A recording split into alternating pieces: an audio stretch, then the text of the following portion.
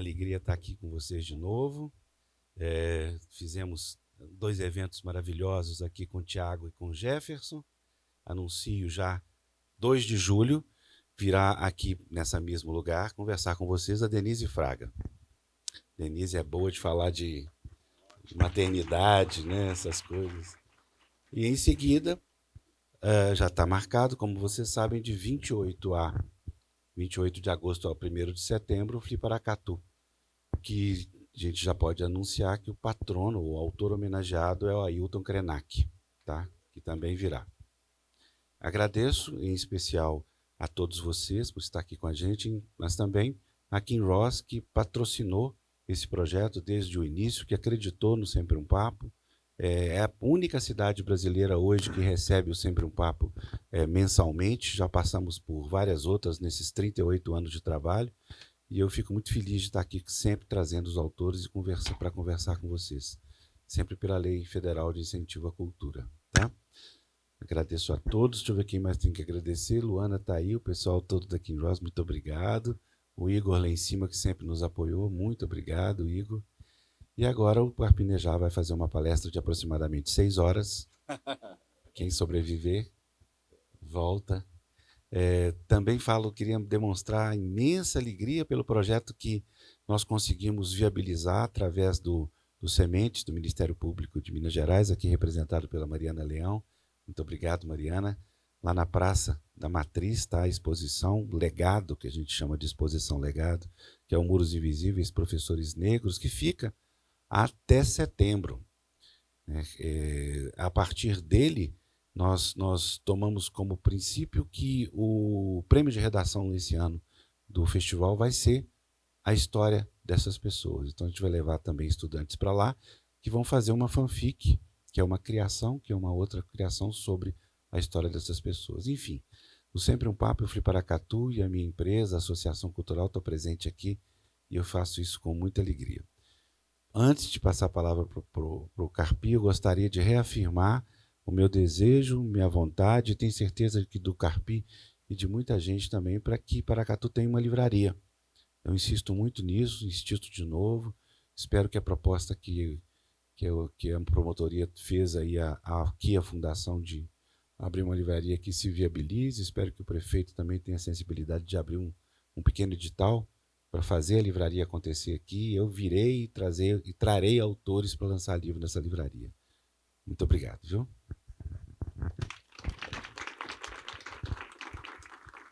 Bem, hoje a proposta é que o Carpi fale e lance o Manual do Luto, que é o seu mais recente livro. No entanto, Carpi tem aí nessa sua trajetória longa, que eu participo desde o início, com muita satisfação, muito respeito, muita admiração.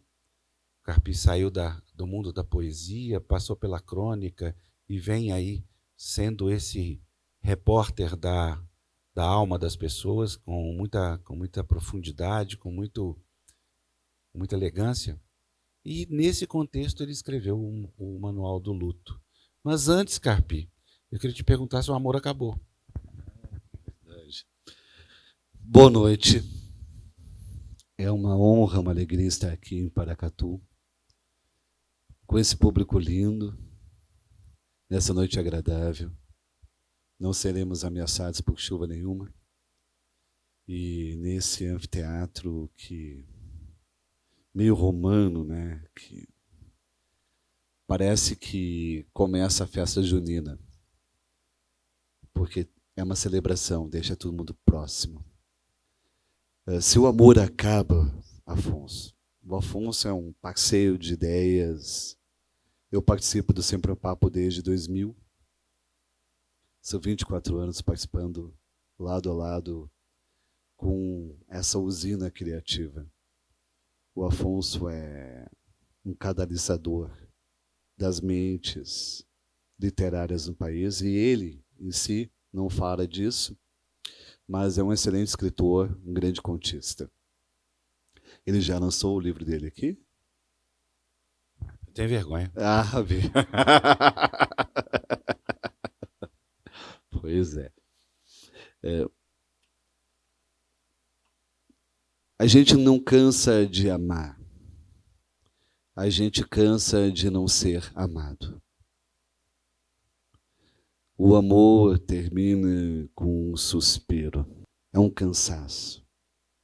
É uma exaustão. É uma desistência. Porque você tentou de tudo que é jeito para ser ouvido e visto. E toda tentativa foi inútil. É quando você não é levado a sério no relacionamento. Quando você está alegre, a sua alegria é subestimada.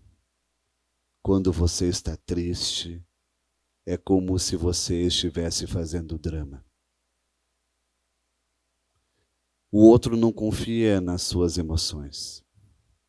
Sempre acha que você está falseando. Sempre acha que você está exagerando. Você fala tudo o que sente e a outra pessoa não registra. A outra pessoa desdenha de você. Você só termina um relacionamento depois de se sentir fantasma por um longo tempo. Um fantasma da intimidade. E é estranho, porque aquele relacionamento que você brigou por tanto tempo, de repente você não sente mais nada pelo outro. Mais nada, é o vazio, é o tédio. Você não mais palpita quando escuta o nome ou quando conversa com a pessoa.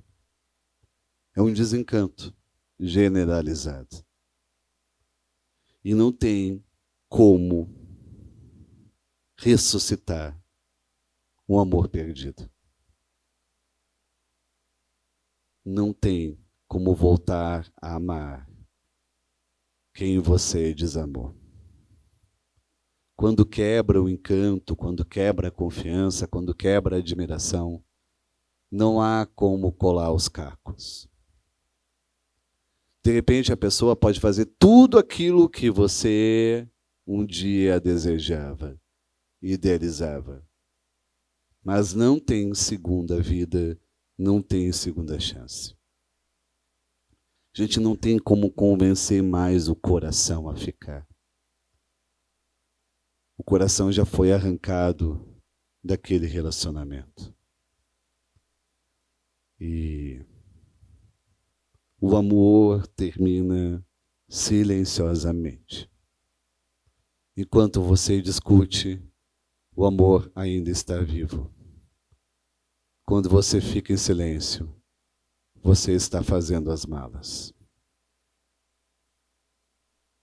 Não é que você para de falar, significa que você vê que não adianta, nunca será ouvido. Não sei se alguém passou por essa experiência. Alguém, todo mundo? Porque eu senti um silêncio cúmplice. Eu senti aquele silêncio de... Mas então foi assim. Por que as pessoas insistem tanto, Carpinho? Porque há outros amores. O que você não pode fazer na vida é amar diferentes pessoas tentando revalidar um amor antigo. Isso é uma obsessão, isso é uma neurose. Você precisa encontrar um amor sadio. Um amor que combine com paz. Que não encha o saco.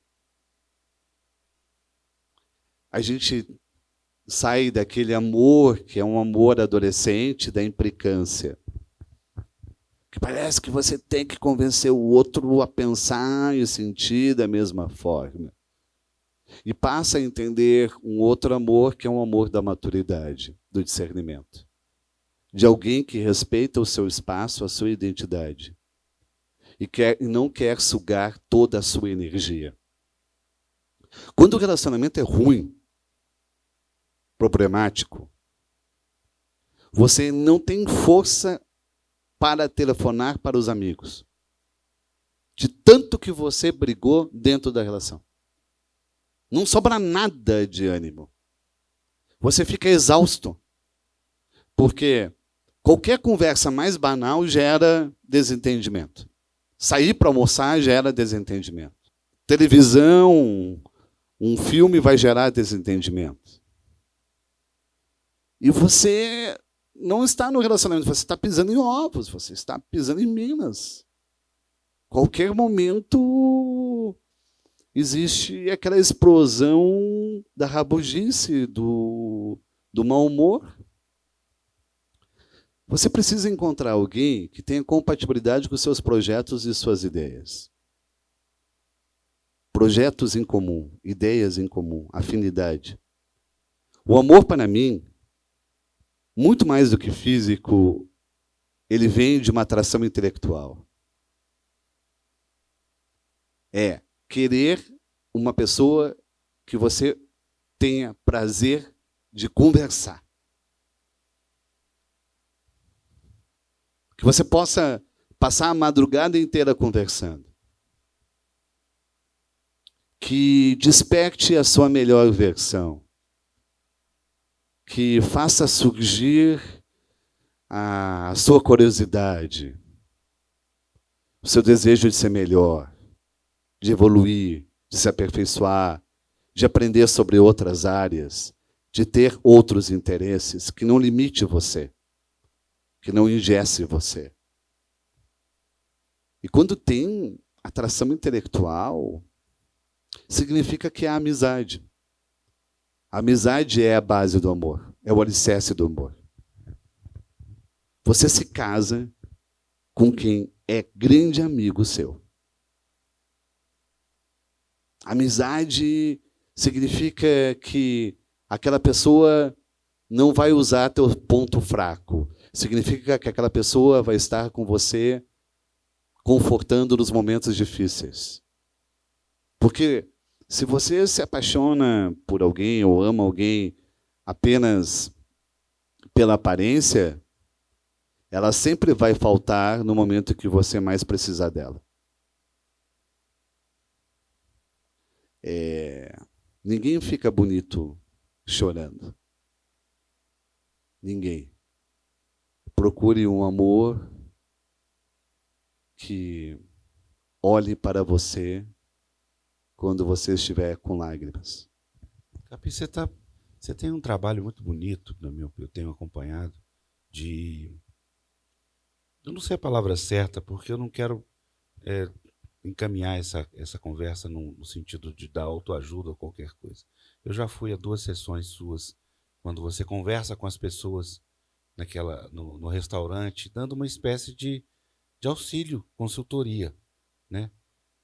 O que isso volta para você? Como é que isso te transforma?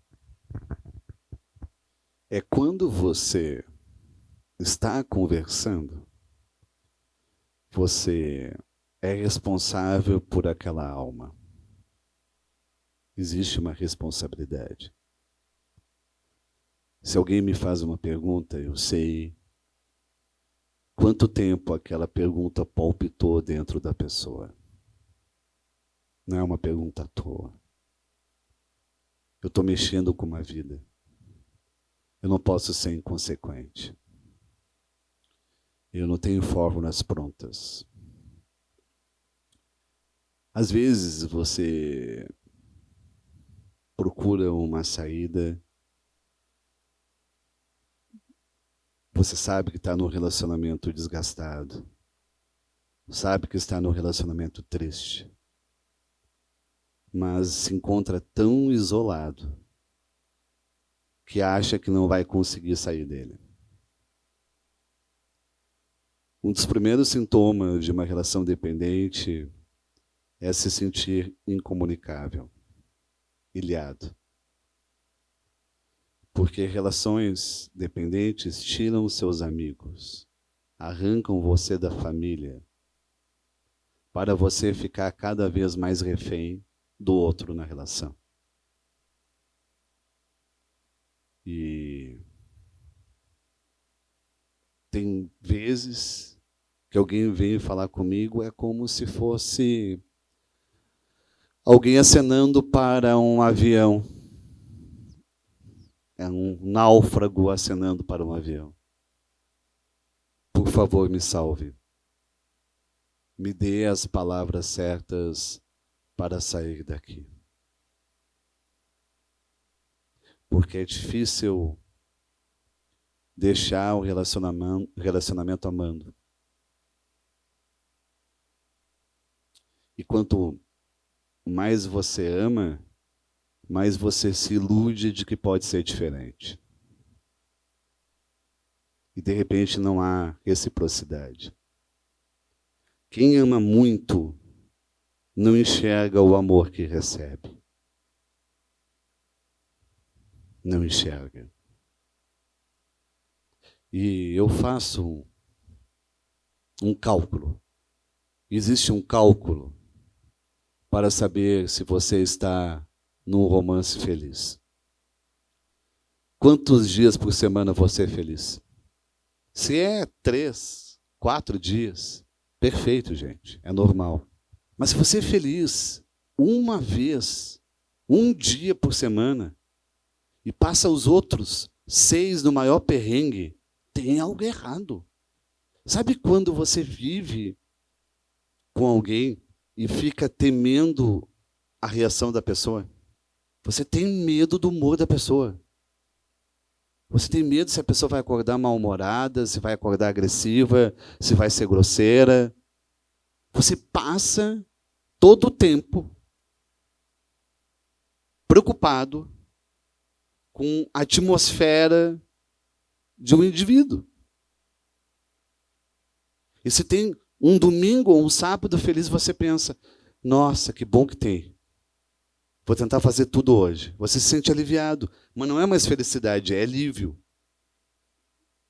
É alívio de toda a tensão que você passou nos dias anteriores.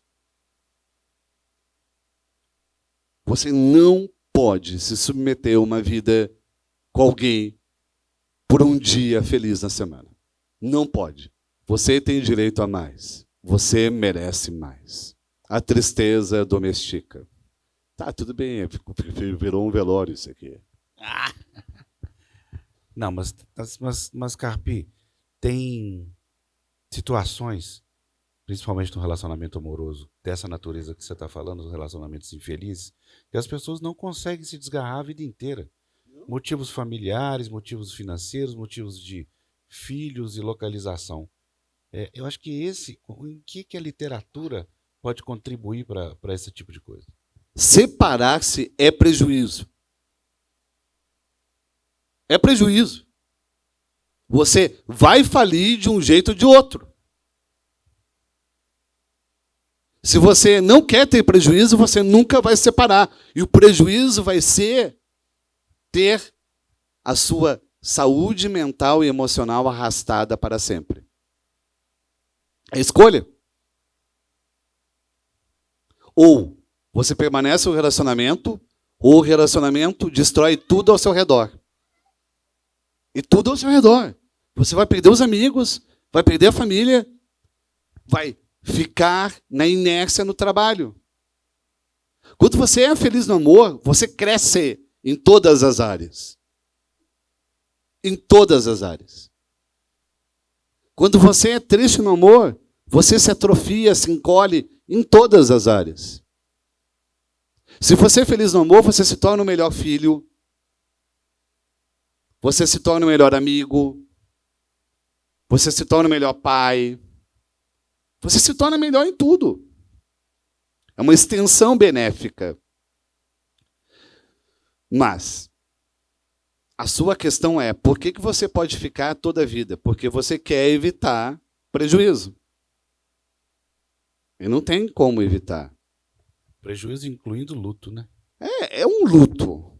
Acaba sendo luto. Quando você se separa de alguém, primeiro você vai ter que assumir sozinho despesas maiores do que antes.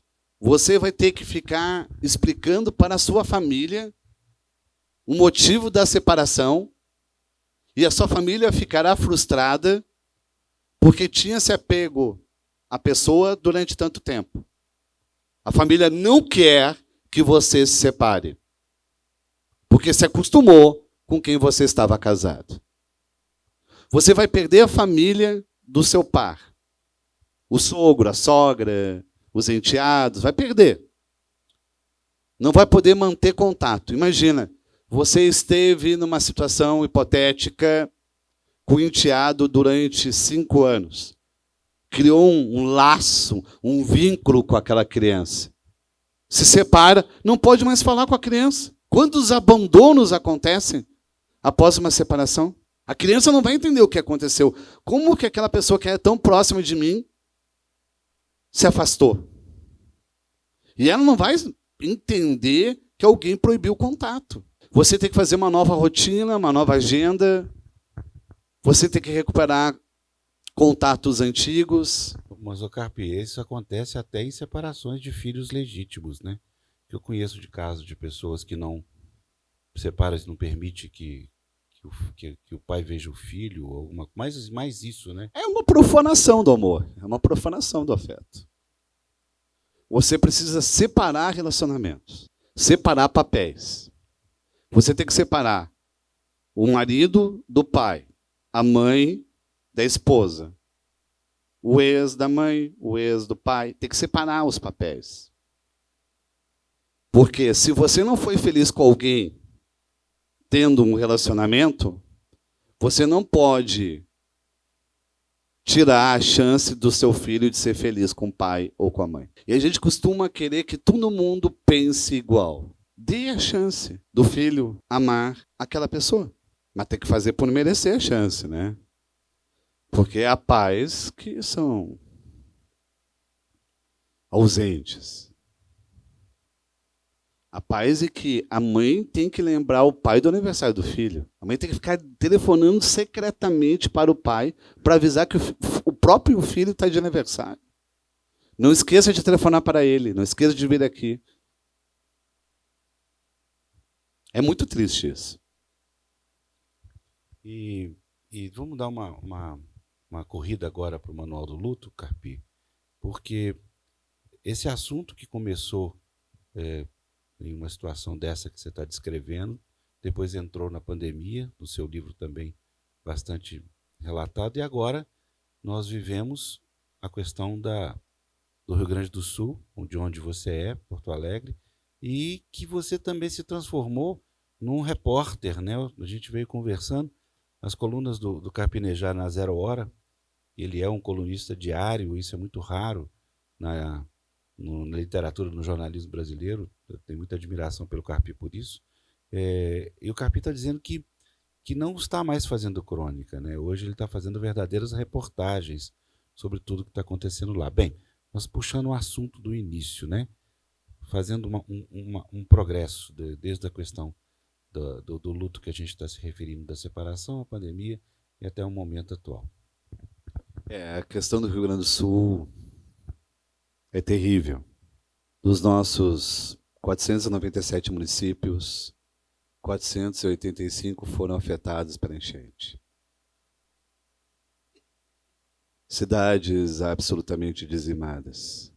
Eldorado do Sul, Cruzeiro, Encantado, cidades do Vale do Taquari, Mussum.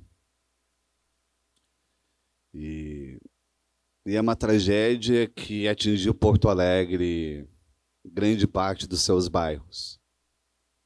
Nunca as águas do Guaíba tinham avançado em bairros como Cidade Baixa, Menino Deus. Virou uma cidade que você só poderia se deslocar de barco. E é muito estranho andar de barco na sua cidade. É desolador. Muda a altura do seu olhar. Você passar por viadutos, passar por rodoviária de barco. A gente não sabe o que fazer, porque foi todo o estado atingido. A gente não tem nem como fazer uma promessa. A gente está falando de 10 anos de reconstrução. E não é reconstrução, é refundação. Tem cidades que são inviáveis onde estavam. Não podem mais ficar em regiões ribeirinhas. E eu não sei se vocês conhecem o Rio Grande do Sul, a geografia do Rio Grande do Sul. É de serras, é de encostas. Então, tem cidades encravadas em vales, que ficaram ameaçadas tanto pela invasão das águas como pelo deslizamento de terra. E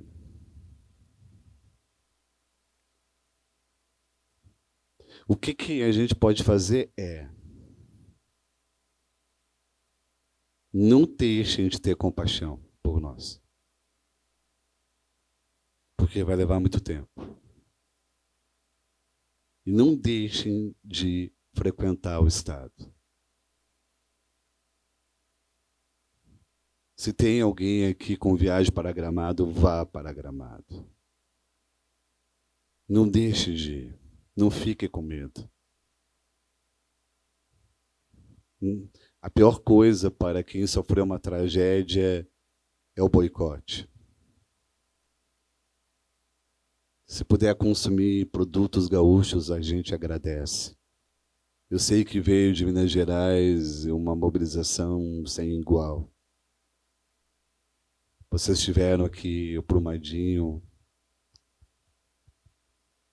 Vocês sabem o que é uma enchente, o desmoronamento, porque é um povo das montanhas, como o nosso.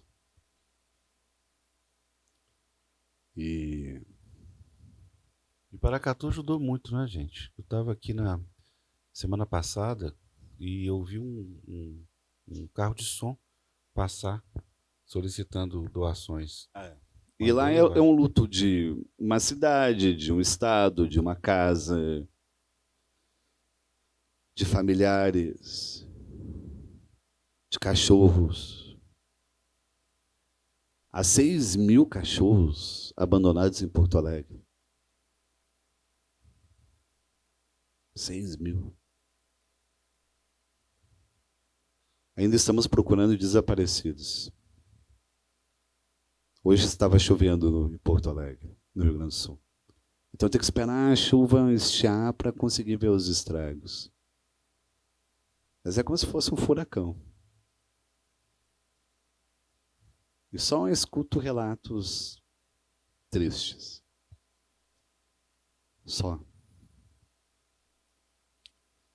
Eu, quando escrevi esse manual do luto, jamais imaginaria que meu estado estaria passando pelo luto. E não está tudo bem. Não tem como responder que está tudo bem. Está tudo bem não estando tudo bem. Está tudo bem não estar tudo bem. O que eu falo, a dor não usa relógio. Estamos assustados ainda. Nem acordamos para as perdas. Mas o sentimento que prevalece é não saber por onde começar. Eu cito um caso que é Mussum. Mussum é onde nasceu minha mãe. E Mussum teve uma enchente terrível em setembro de 2023, no ano passado. 90% da cidade ficou submersa nessa enchente. Até hoje, ninguém que foi vítima daquela enchente de setembro recebeu uma casa. E o que sobrou da cidade foi destruído por essa nova enchente. Mas existe burocracia que... Então, você escuta, foi liberado para o Rio Grande do Sul tantos milhões, bilhões. Precisa de projetos para executar. E não acontece. E não acontece, não vem. Existem verbas e verbas e verbas e nenhuma realidade. Se de setembro até agora não aconteceu aquelas casas, aquele loteamento necessário, imagina quanto tempo vai levar. E onde ficarão essas pessoas? Os abrigos são provisórios. No caso de Mussum, a prefeitura criou um projeto de aluguel solidário. Então, a prefeitura paga o aluguel, enquanto o fragilado não volta a ter residência. Gente, alguém quer fazer uma pergunta? Vamos abrir um pouquinho hoje. Cadê a Joana? Joana? Sim, tem casas. Tem casas mais afastadas do rio, na região mais alta. Ou casas nas cidades vizinhas, porque uma cidade é muito próxima da outra. Mas, Carpe, como é que você calcula, né? Você deve estar pensando isso aí no seu íntimo, que essas pessoas como essas pessoas vão se recuperar? Eu já não estou falando mais da questão material, da questão emocional dessa tragédia. Só com atitudes extremamente determinadas. Se não tiver uma reação em nível federal e estadual de acomodação, de acolhimento, haverá só desespero. Porque como que você vai dizer para quem teve a sua casa invadida pela enchente 1, 2 vezes que ela pode voltar para ela? Qual a credibilidade, qual a segurança que você fornece? Todo mundo está com medo da chuva. A chuva deixou de ser um prazer no Rio Grande do Sul. É uma ameaça. E a gente estava muito preocupado com o turismo, com a paisagem. E Porto Alegre estava na contramão da sua proteção. Pois o Muro da Mauá e o sistema de contenção de cheia de Porto Alegre estava previsto para 6 metros de rio. E o rio chegou a 5,37. Não era para ter alagado. Mas estavam sendo feitos investimentos na orla, na especulação imobiliária. Então não queriam dizer que uma enchente poderia acontecer. Então, não fizeram a revisão dos diques, não fizeram a revisão das casas das bombas, não fizeram a revisão.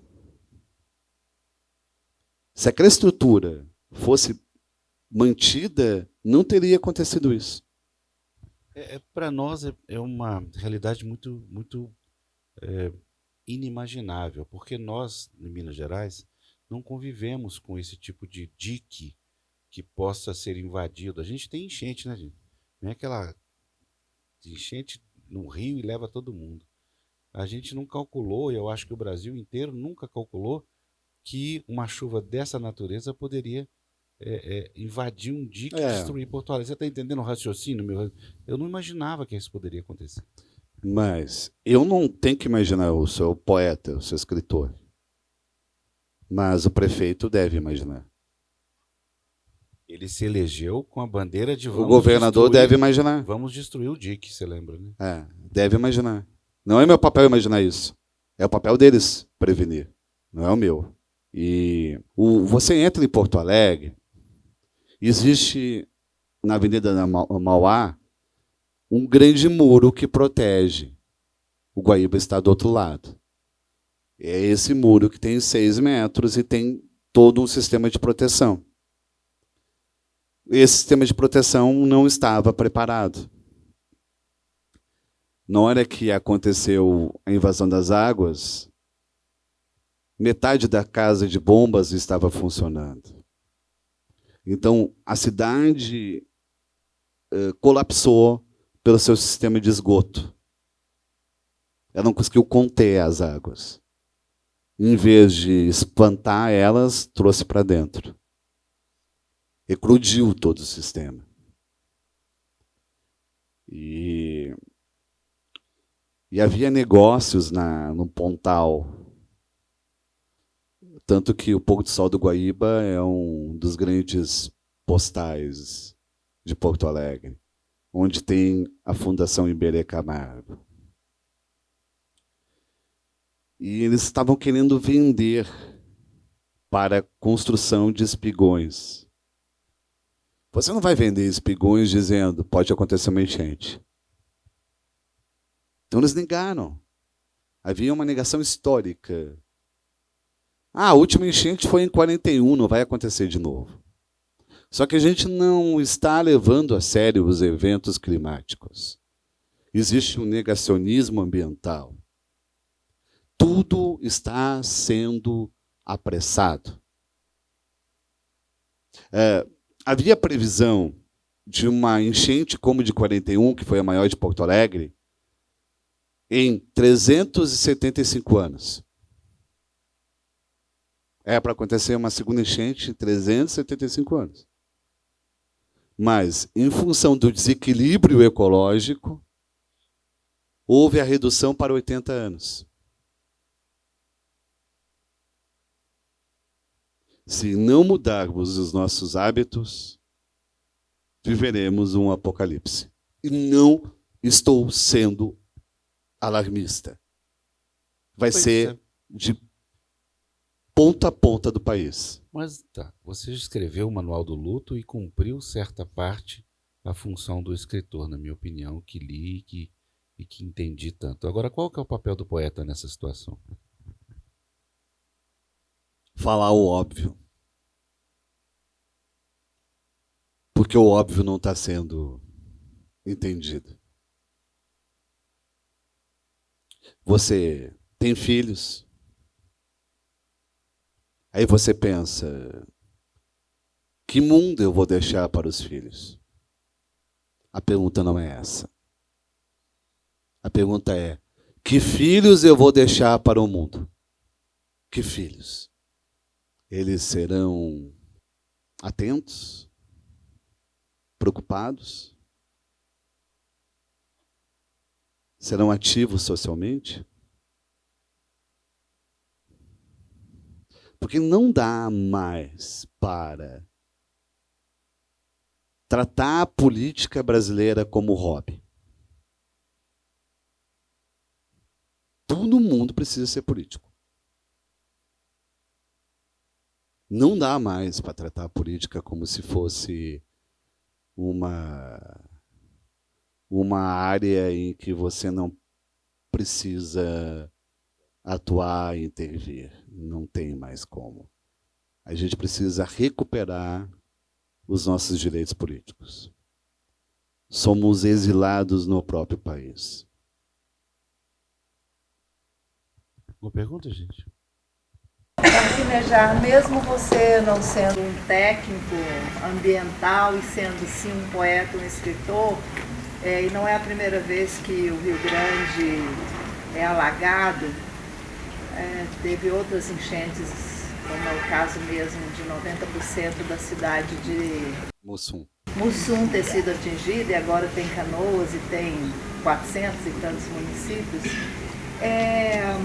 Não existe já um plano, uma obra, uma possibilidade, como a gente ouve falar, que o Japão pega mega empreendimentos de fazer canal de escoamento de água para cair no mar, porque mesmo reconstruindo, tentando reconstruir essa tragédia, refundar cidades que não podem mais acontecer, o que vai ser feito para isso não acontecer de novo? Se pode acontecer novamente, se não há a permeabilização do solo que vai absorver a água da próxima chuva, ou o Guaíra vai subir. Você tem ideia de que se isso existe, esse projeto na linha governamental, ou se o povo vai continuar em risco? Você quer aumentar minha angústia, é isso? Ela só quer...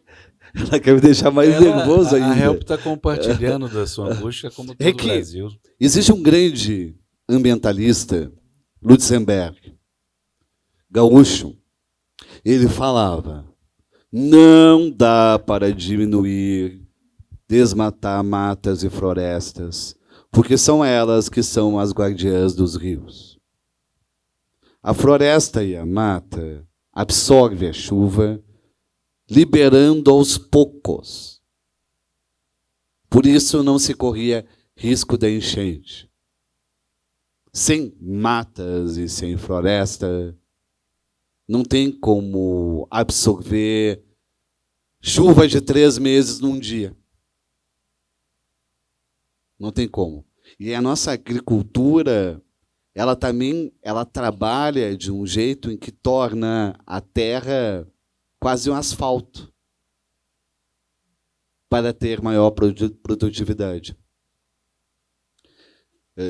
Tem o caso de Amsterdã, que é uma cidade feita de água, mas existe canais, aquedutos, tudo é feito como se fosse um relógio suíço.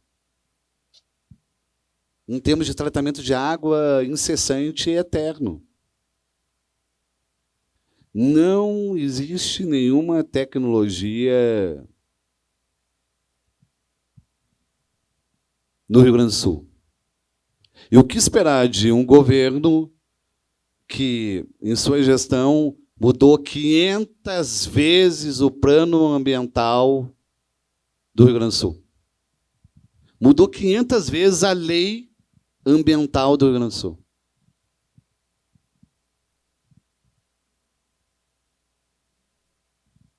É evidente, por acordos, por conchavos.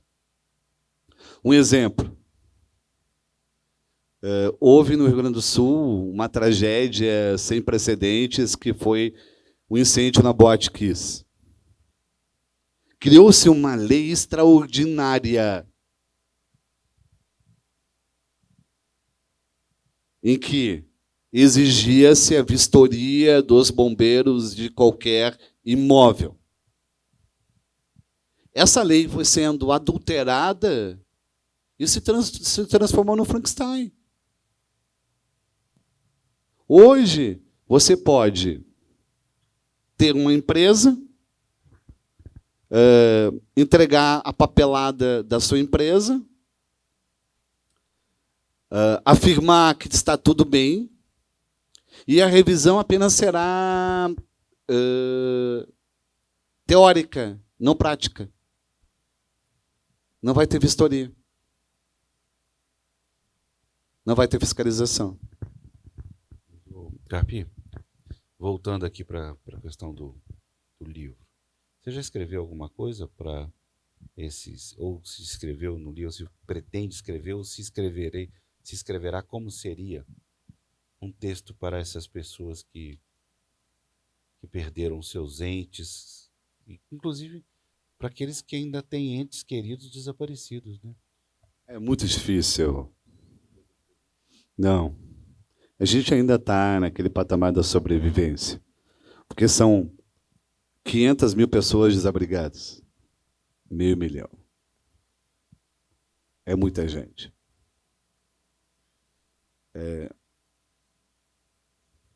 E o luto, por mais que seja coletivo, também é individual. Tem as particularidades de cada perda. E são pessoas que depositaram tudo o que ganharam na vida na sua casa. A gente não é assim. A gente recebe um dinheirinho, faz uma reforma, faz um quartinho, faz um puxadinho, arruma a cozinha. Imagina perder tudo isso de uma vez. Tudo que você ganhou na vida, você colocou dentro de casa. A casa é seu banco, é o seu futuro.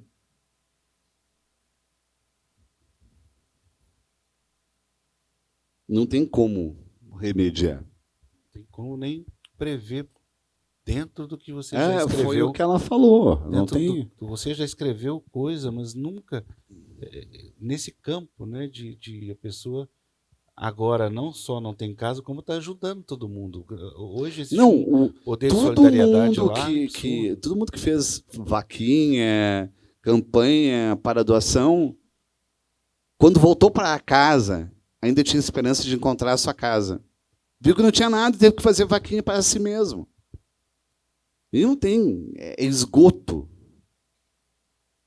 O rio Guaíba não era um rio banhável. Então você tem a sua casa invadida por um esgoto, gente. É lama, é lodo. Mais alguma pergunta? Ali, por favor. Boa noite. Boa noite. Boa noite. Prazer recebê-lo em Paracatu, Carpinejá. Muito Sou obrigado. um fã seu. Desde o podcast que você fez com o Joel J. Ele te devolveu a jaqueta ou não? Devolveu. Ah, então tá bom, então. Tudo certo. Ele ficou com medo do meu olho gordo. Parabéns pelo podcast, maravilhoso. Muito obrigado. Nada. Qual que é o comportamento, divide com a gente, qual o comportamento do luto numa perca impactante assim, de um familiar? Pai, mãe, filho, irmão, alguém bem próximo. Ele vai, com o tempo, se dissolvendo, em algum momento ele termina? Como funciona na sua visão? Tu já perdeu alguém? Já. Quem?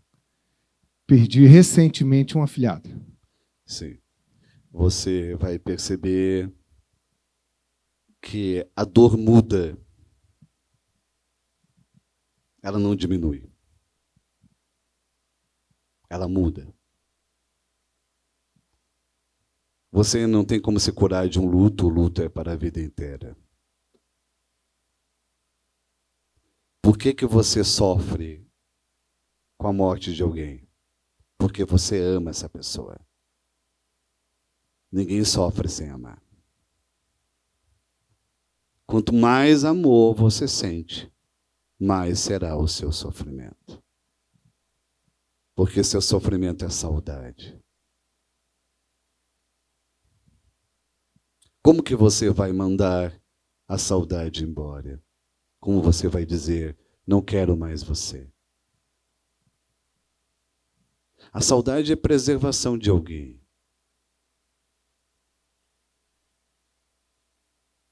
A pessoa é enterrada dentro de nós. Você deve acessar ela. Você deve falar dela. Você deve falar do seu morto. Você deve conversar com o seu morto. Não é sobrenatural, é natural.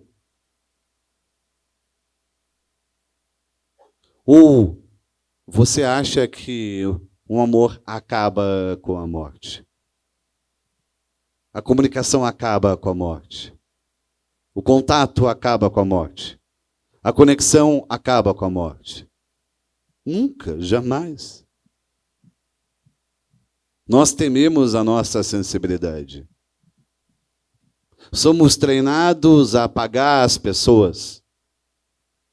Somos treinados a virar as costas. Somos treinados a fingir que ela nunca existiu. Luto é para ser vivido. Luto é para ser chorado.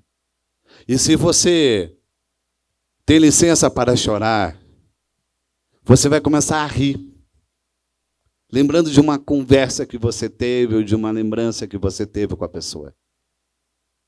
O riso é parte do luto. Não é somente a lágrima. Você não pode se sentir constrangido por amar alguém. Você vai ficar com vontade de contar o que está acontecendo no seu dia. Quem perdeu pai ou mãe e tem uma conquista na vida, eu juro que o primeiro ato é falar com o pai ou com a mãe.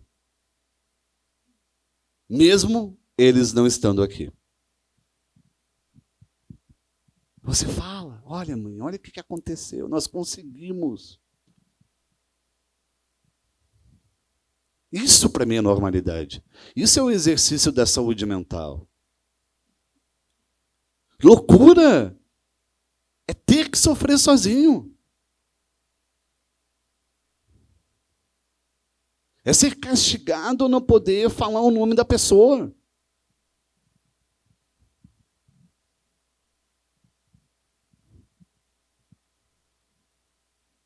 Todos os tempos acontecem simultaneamente quando a gente ama alguém. O passado, o presente e o futuro. É um só tempo. O tempo é uma formalidade. Não sei se eu te respondi. Mais alguma pergunta? E gente? meus pêsames pelo afilhado. Joana? Boa noite, Conceição querida, Cida querida.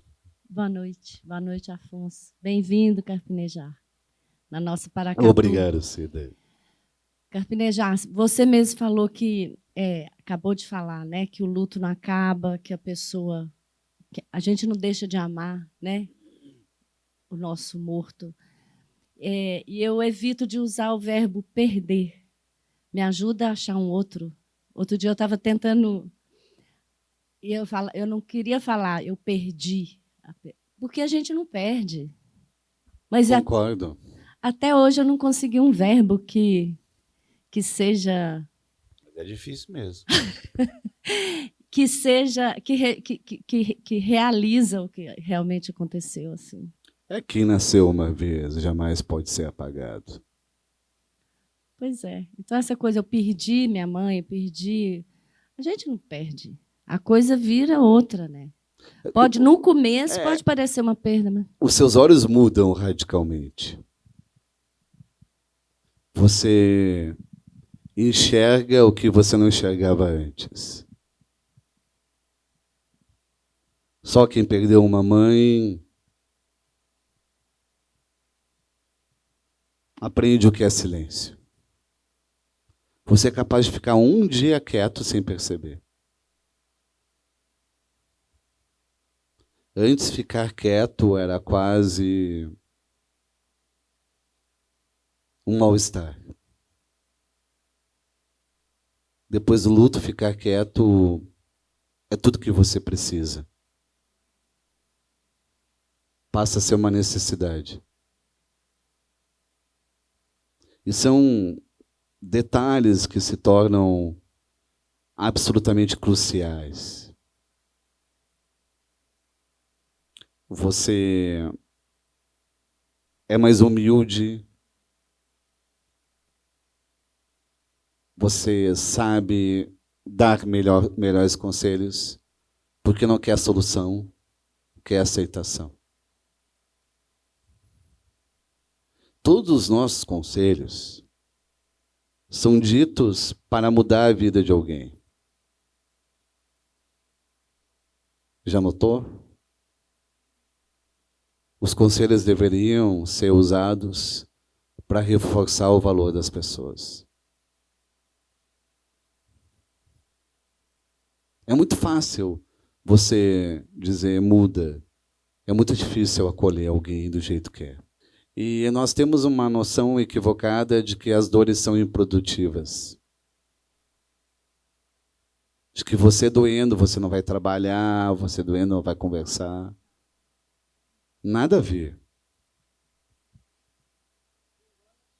E vai. Carpi, É capaz de trabalhar em dobro. depois de ler o seu livro, Manual do Luto, eu fiquei me perguntando, por que você usou a palavra manual, sabe? Eu me senti vivendo a experiência do luto. E em momento nenhum percebi ali um manual. E isso foi melhor para mim. Foi melhor para mim. Mas eu te confesso que a palavra manual pegou um pouquinho. Eu queria que você falasse disso. É porque a gente quer uma fórmula. E eu fiz de propósito. O único manual do luto que existe é sentindo. Não é passo a passo. Evidente que a despedida ou adeus tem ciclos. Tem o ciclo da raiva, da negação, da aceitação, da gratidão. Tem ciclos. Só que a gente pensa que terminando um ciclo, começa outro ciclo, termina outro ciclo, até chegar a um fim. Não. Esses ciclos são infinitos. Eles podem acontecer em diferentes idades. Você que teve o ciclo da raiva pode voltar a ter o ciclo da raiva 10 anos depois. Existem os ciclos, mas eles são como ondas. O luto é como uma onda. Você pensa que acabou e está em paz, ele volta. Porque é uma cena, é uma lembrança, é uma falta. Alguém que faz um gesto imemorial de um falecido e você volta ao luto. Você, como eu disse no início, você tem sido um repórter da alma da gente. Seus livros têm se guiado um pouco por o que está acontecendo no mundo e nas pessoas. O que você está pensando hoje sobre o que você pretende escrever? Qual que seria meu próximo livro? Meu próximo livro deve ser sobre a saudade. No sentido de que você sempre gostaria de ter percebido antes tudo o que você vivia. Eu lembro, por exemplo, da família, na minha infância, no domingo. Pais, avós, todos os irmãos reunidos para o almoço. E o que eu mais queria era sair para a rua, achava entediante a família, queria brincar com meus amigos. Hoje, em retrospectiva, lembrando desse momento, eu vejo o quanto que era especial. Jamais eu teria a família novamente reunida do mesmo jeito. Se eu soubesse antes. Se eu soubesse antes. Eu teria ficado mais tempo na mesa, eu teria conversado mais com meus avós. É que você pensa que vai ser assim sempre. E deixa de aproveitar. E deixa de estar presente. A família é o tempo em que a gente mais acredita que vai voltar. E é o que menos volta. Porque temos uma mania de reservar o nosso melhor para os estranhos e o nosso pior para quem está ao lado. Porque quem está ao lado, acreditamos que vai nos perdoar, vai nos entender, vai relevar os nossos defeitos. Quando a gente aprende a ter urgência para a família, tudo muda para melhor. Eu gostaria de voltar para a minha infância e ter festejado aquela casa cheia. Você é feliz sem saber. Você só descobre que é feliz tempos depois. Esse era meu livro, se eu soubesse antes. Convidado, então, está para lançar o livro aqui depois de escrito. Gente, então a gente vai dar sequência ao projeto. Tem mais alguma pergunta para a gente encerrar? Ali, Joana. Só informando que atrás tem uma mesa. Nós vamos colocar a mesa aqui embaixo e o Carpinejar vai fazer os autógrafos. Como forma de incentivar, e eu tenho feito isso e farei sempre, os livros que estão sendo vendidos aqui estão sendo vendidos com o desconto total que a distribuidora nos dá. É uma forma também de estimular quem não só quer comprar livros, como uma possível livraria aqui em Paracatu, que eu sempre peço, tá? Boa noite, como é que você chama? Boa noite, Afonso Carpinejar. Meu nome é Fernanda e eu sou professora. inclusive do ensino fundamental. E você falou uma frase agora que eu fiquei pensativa. Engole o choro e vai. Mas como, né? Falar isso para uma criança, engole o choro e vai. Eu lido com crianças que às vezes passam por um luto que eu ainda nem passei, que é perda de pai, perda de mãe, perda de famílias, de abandono, né? Aí falar assim, engole o choro e vai. Como Não, mas a essa criança não tem que engolir o choro, é você. Pois é, mas e como lidar com essa criança que ela está engolindo o choro? Tá não, ela não pode engolir, ela precisa falar, a gente precisa verbalizar as nossas angústias. E como que a gente faz isso? A partir dos desenhos, mais do que pela escrita. Eu sou favorável, sou adepto a ensino médio desenhar. Pelo desenho você vê se a pessoa está sofrendo ou não. O desenho é uma confissão. O desenho não mente. Mas a gente é podado a não desenhar mais. Quando você aprende a ler e a escrever, você não pode mais desenhar. E a gente perde esse registro tão especial. Mas nunca. O que a gente estava falando lá a respeito de engole o choro e vai, não é o caso. É que no luto você trabalha mesmo doendo, você passeia mesmo doendo, você viaja mesmo doendo. É nesse sentido. E acho que você tem que chorar no momento que você tiver vontade, em qualquer lugar. Não guarde as suas lágrimas para o chuveiro. Não tem graça nenhuma chorar no chuveiro.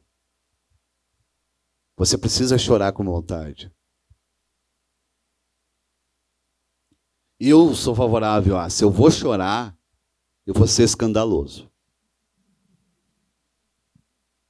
Eu ponho até uma música triste, eu tenho uma playlist para chorar. Eu ponho uma trilha assim, ó, que não tem como escapar. E é aquela trilha que tu começa a chorar, começa a cantar, e começa a chorar e cantar. Isso é muito importante. Eu faço a terapia do choro. Eu não vejo a hora de poder chorar pelo Rio Grande, não consegui chorar até agora. Você já foi lá? Já. Mais de uma vez. Bem, gente, agradeço muitíssimo a vocês. Convido desde já para a nossa próxima atividade, tá? Como eu disse, nós vamos esperar só um pouquinho que a gente vai colocar uma mesa aqui para o Carpi autografar e queria passar a palavra para o meu querido amigo encerrar, não antes de te agradecer por estar aqui com a gente mais essa noite. Muito obrigado. Eu vejo que tem professores aqui. Quantos professores tem aqui? Levanta. Tem muitos professores. Que fascinante. E o professor, para mim, eu acho que é a figura mais poderosa que existe. E a gente precisa voltar a ter gosto de estudar. Estudar não é para ser show. Ensinar não é entreter. Existe uma seriedade no ensino que não pode ser abolida. Professor tem que ser professor. Não tem que ser showman, não tem que ser artista, não tem que fazer palco. Não tem que entreter o aluno. A gente precisa reencontrar a disciplina, o respeito. O respeito ao professor.